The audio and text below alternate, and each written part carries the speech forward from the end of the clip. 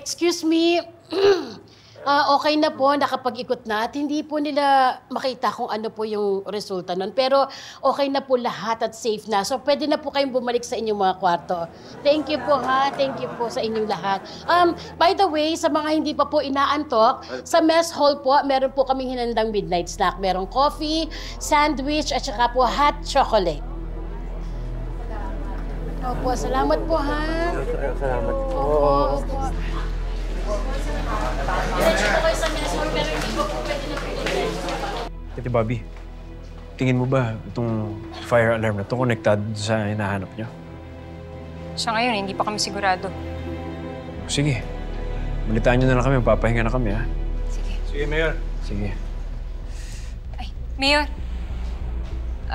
Baka pwedeng pakicheck na rin yung mga gamit niyo sa kwarto kung may nawawala. Bakit? Sa tingin niyo, may nakawan na nangyari? Buti lang na yung nakakasigurado, Dok. Basta i-check nyo lang, tapos balitaan nyo lang ako. Okay, sige. Doon na kami. Good night.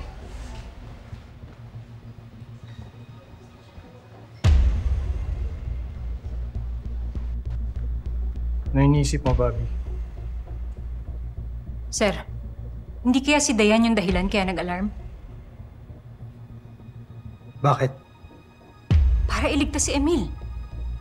Pang-distract lang yung fire alarm na yun para makalabas si Emil dun sa kwarto.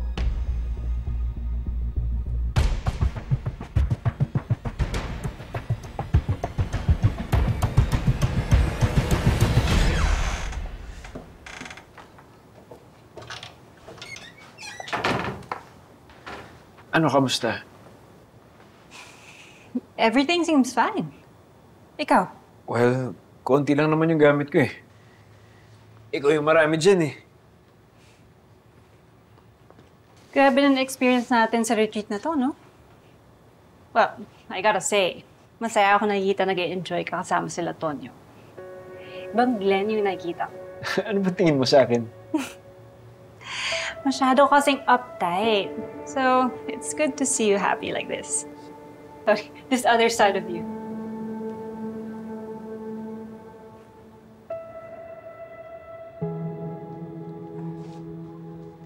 Mabuti pa, ipahinga na lang muna natin to. Sigurado ako, magpapalamig din muna yung dalawang yun.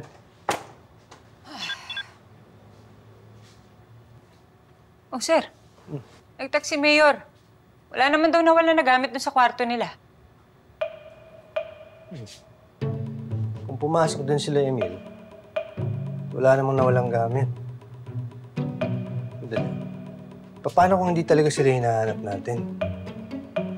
Alam mo, sir, malakas ang kutob ko na natunugan tayo eh. Natunugan tayo na sinusundan natin sila, kaya hindi nila tinuloy yung pagnanakaw. Pero malakas ang kutob ko na yung Dayan na yan ang may kagagawan kaya tumunog yung fire alarm. Siguro mabuti pa, ipahinga muna natin to. Bukas na natin isipin niya.